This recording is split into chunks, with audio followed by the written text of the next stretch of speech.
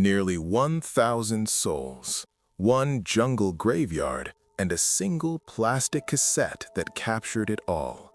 This is record Q042, the death tape. It's a 44-minute descent into the abyss where a promised land became a slaughterhouse. Listen closely. We are entering Jonestown. Imagine a cassette tape, its plastic casing weathered by the stifling humidity of the Guyanese jungle, capturing the final, agonizing breaths of nearly 1,000 people. This is the death tape, record Q042, a 44-minute descent into the abyss of human fanaticism. It does not begin with a scream, but with the weary, hypnotic voice of Jim Jones, a man who transformed a dream of racial harmony into a sprawling graveyard of over 900 souls.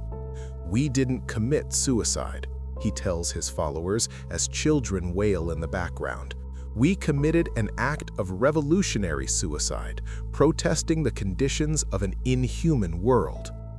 On November 18, 1978, the jungle floor of Jonestown was littered not with the fruits of a utopian labor, but with the bodies of those who followed a madman into the dark.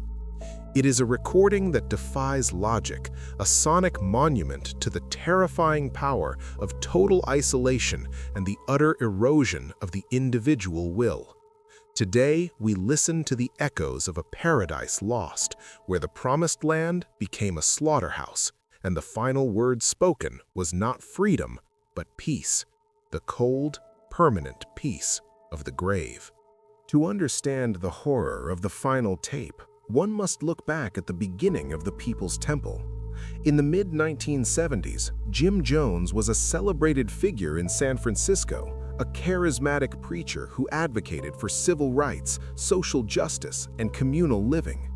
His congregation was a vibrant tapestry of ages and races, united by a desire to escape the inequalities of American society. However, beneath the veneer of progressivism lay a dark architecture of control. Jones demanded absolute loyalty, using public shaming, physical punishment, and financial exploitation to bind his followers to his will. Fearing investigation from the press and the government, he moved his flock to a remote tract of land in Guyana, naming it Jonestown. Here, in the dense green heart of South America, the routine was grueling. Members worked 14 hours a day in the tropical heat, fed on meager rations, and were subjected to constant white nights, rehearsals for mass suicide. The everyday life of a temple member was a slow stripping away of reality, replaced by Jones's increasingly paranoid sermons broadcast over loudspeakers 24 hours a day, ensuring that even in sleep there was no escape from his voice. The catalyst for the final catastrophe arrived on November 17, 1978, in the form of Congressman Leo Ryan. Prompted by desperate pleas from concerned relatives, Ryan flew to Guyana to investigate claims of human rights abuses.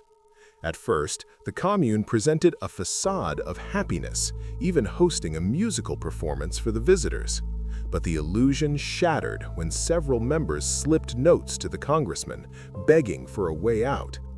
On the afternoon of November 18th, as Ryan and a group of defectors prepared to board planes at the nearby Port Kaituma airstrip, they were ambushed by Jones's armed security team, the Red Brigade. Ryan and 4 others were executed on the tarmac. Back at Jonestown, Jones realized the bridge to the outside world had been burned forever. He called his followers to the central pavilion for a final meeting.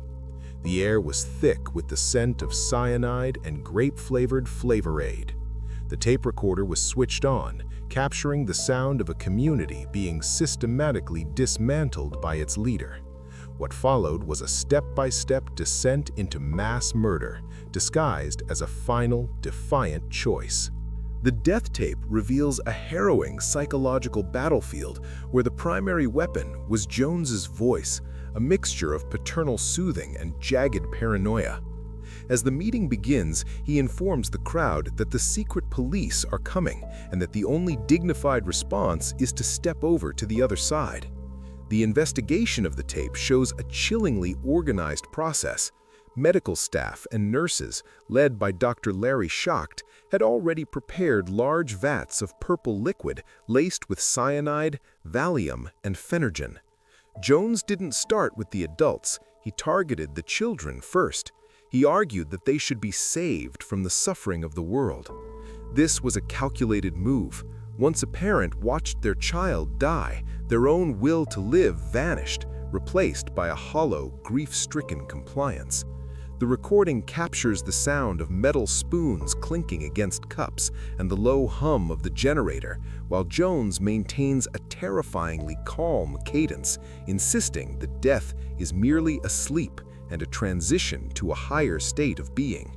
Among the hundreds of voices on the tape, one stands out for its bravery: Christine Miller. She's the only person captured on the recording who openly challenged Jones's decree. "I think we all have a right to our own destiny as individuals," she says, her voice trembling but firm. For several minutes, she engages in a desperate verbal duel with the leader, suggesting that they could still flee to Russia or another sanctuary. But the tape also captures the terrifying reality of groupthink. The crowd begins to shout her down, their voices filled with a frightening collective zeal. Jones dismisses her with cold contempt, telling her that life is nothing but shame and that the enemy is already at the gates. This moment highlights the total psychological entrapment of the commune. Through years of isolation and propaganda, Jones had successfully replaced their individual identities with a singular, suicidal mission. When Christine finally goes silent, the last vestige of rational dissent disappears from the recording, leaving only the sound of a community marching toward its own extinction. The mechanical nature of the massacre is perhaps the most disturbing element of the investigation.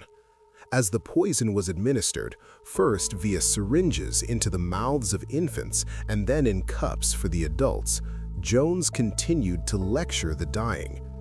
The tape records the death rattle of hundreds, a symphony of agonized coughing and labored breathing that Jones chillingly refers to as the cries of those who are simply tired.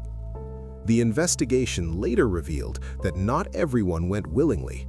Autopsies on several victims, including Jones' inner circle, showed needle marks in their shoulders, suggesting that those who resisted were forcibly injected with the lethal cocktail.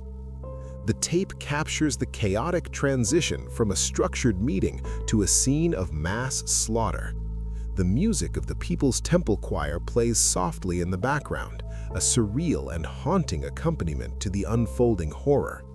It was a production, a final piece of theater staged by a man who wanted to be remembered as a martyr, even as he watched his followers writhe in the red clay of the jungle.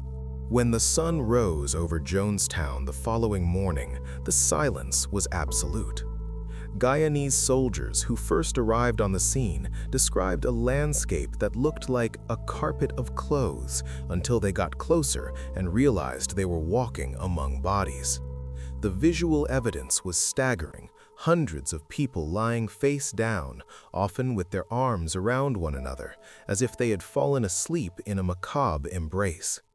The investigation faced immediate hurdles due to the remote location and the rapid decomposition of bodies in the tropical heat.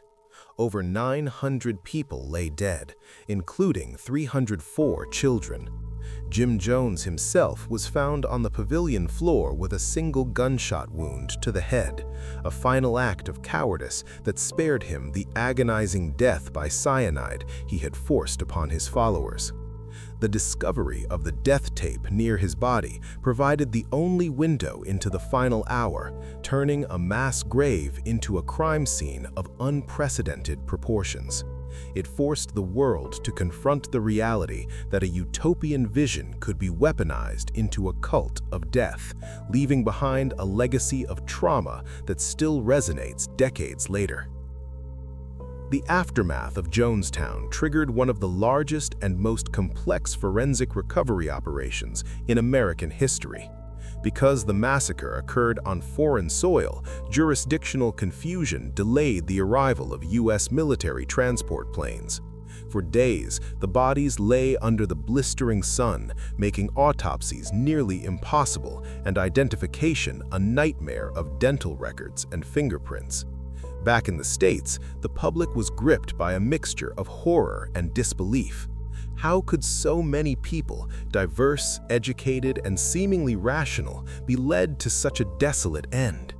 The investigation shifted from the jungle floor to the temple's headquarters in San Francisco, revealing a paper trail of stolen Social Security checks, coerced land transfers, and a vast intelligence network Jones used to blackmail his detractors.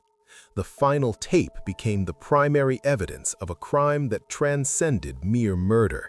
It was the documentation of the total psychological destruction of a community, proving that the walls of a prison don't need to be made of stone to be inescapable. The legacy of Jonestown remains a permanent scar on the collective psyche. It birthed the phrase, "drinking the Kool-Aid," a term that has ironically become part of the common vernacular to describe blind obedience, though it masks the profound tragedy of those who had no choice.